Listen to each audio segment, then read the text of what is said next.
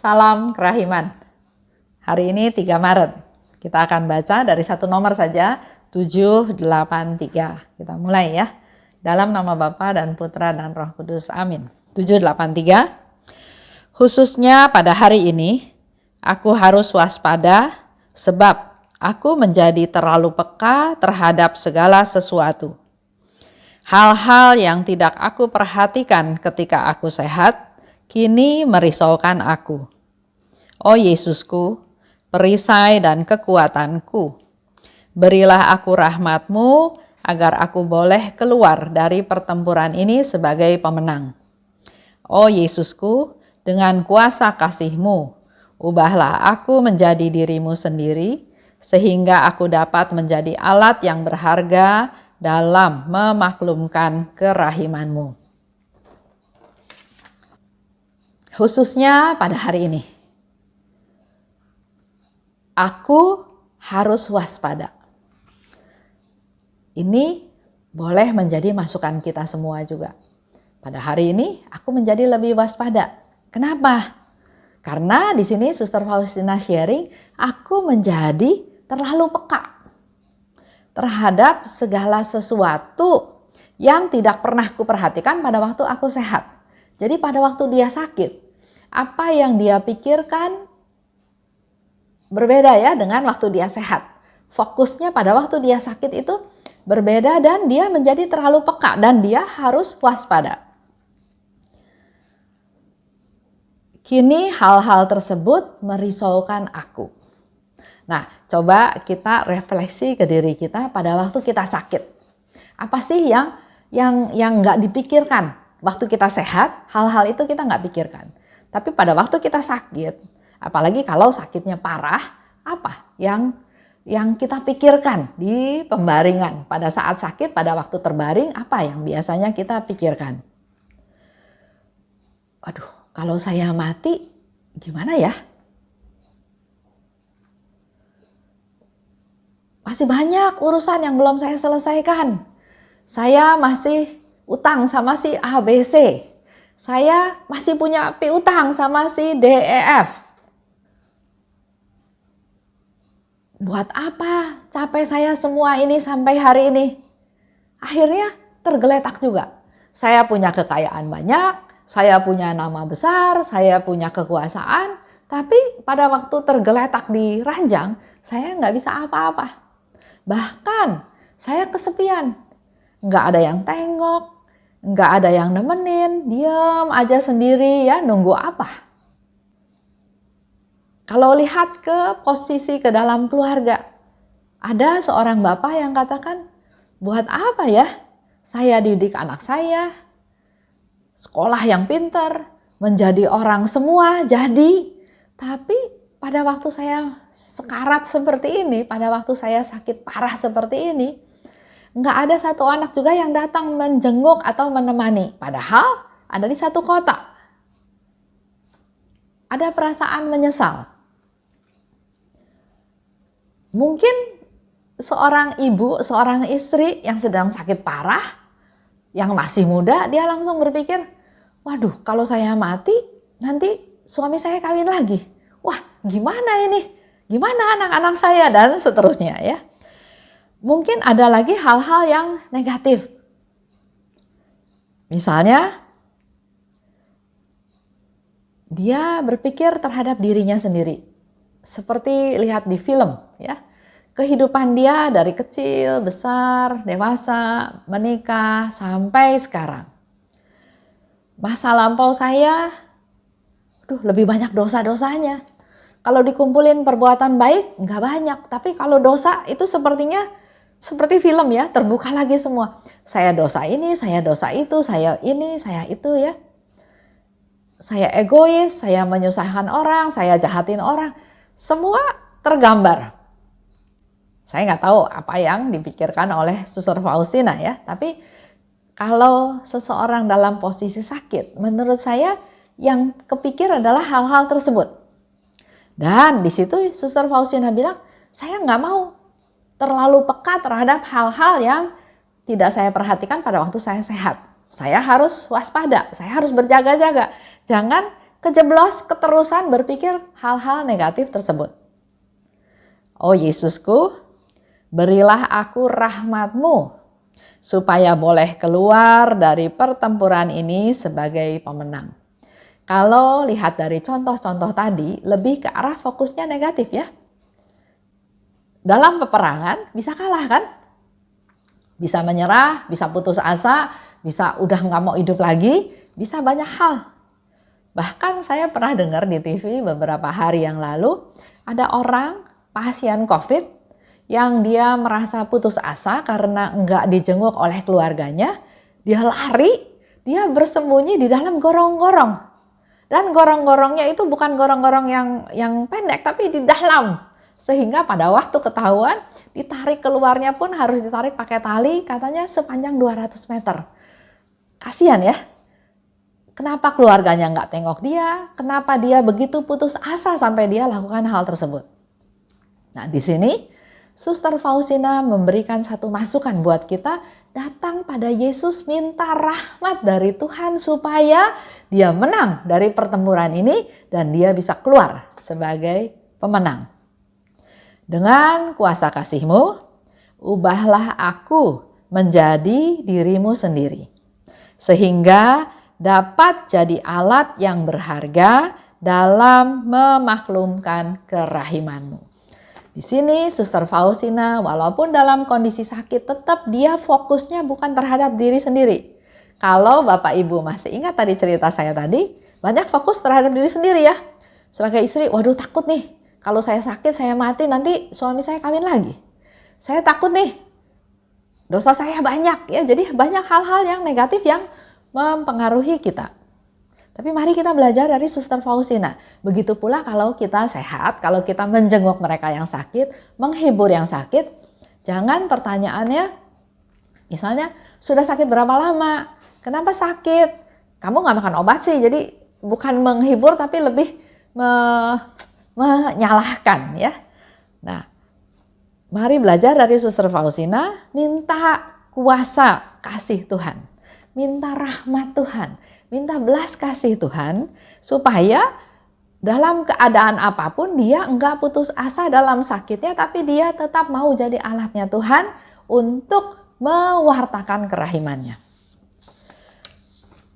Minta dari Tuhan, rahmat dari Tuhan, minta kasih Tuhan supaya kita keluar dari pertempuran. Kita dengan semangat itu 50% kita udah sehat.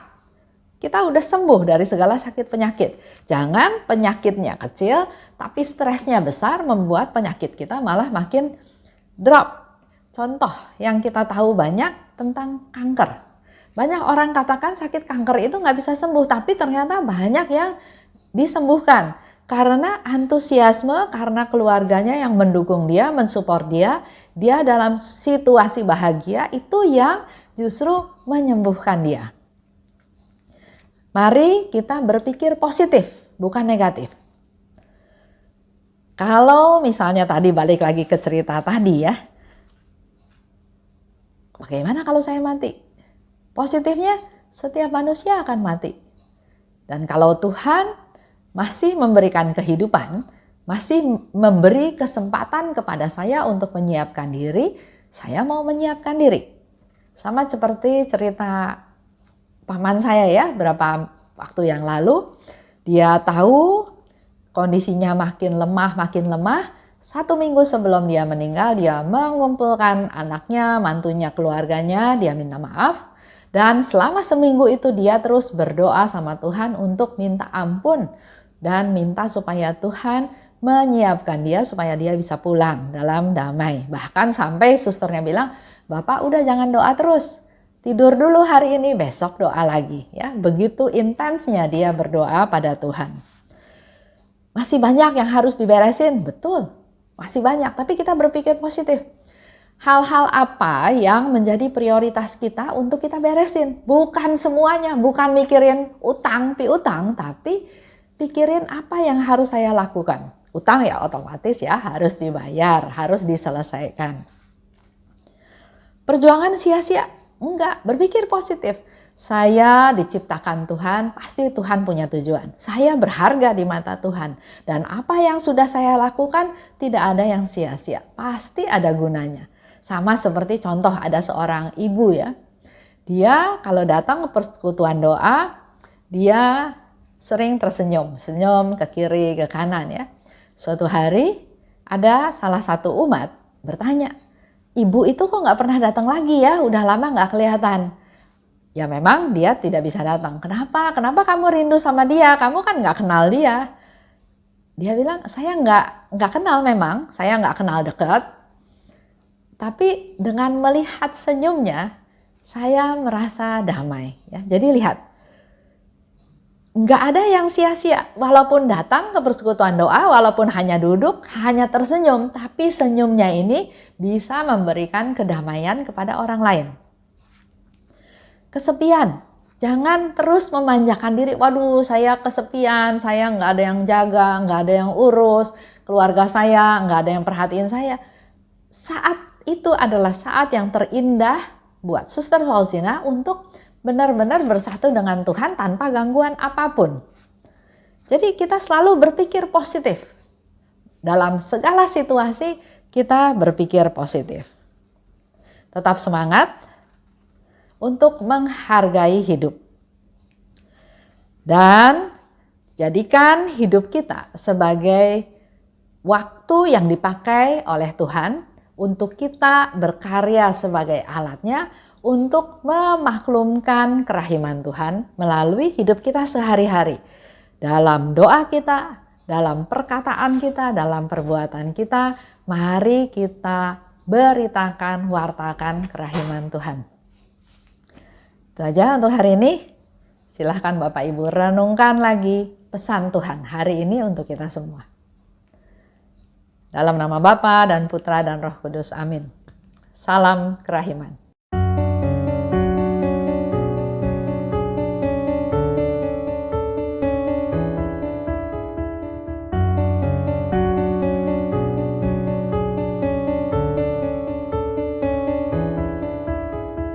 Mengapa engkau membiarkan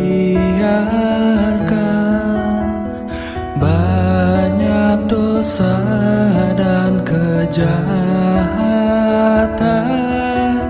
Mengapa engkau tidak menghukumnya?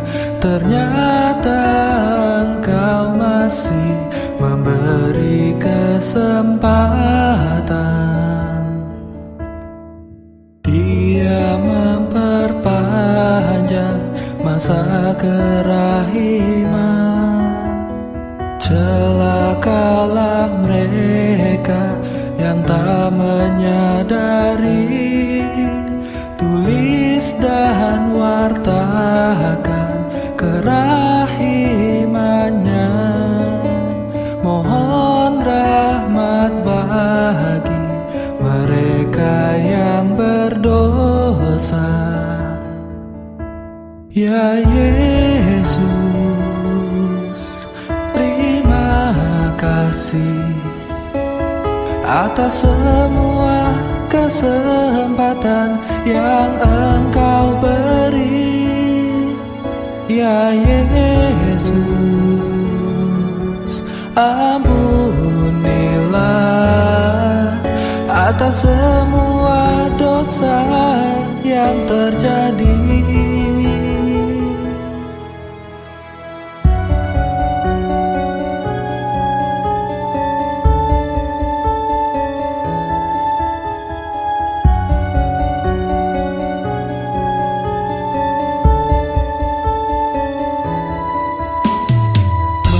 Mengapa engkau membiarkan banyak dosa dan kejahatan?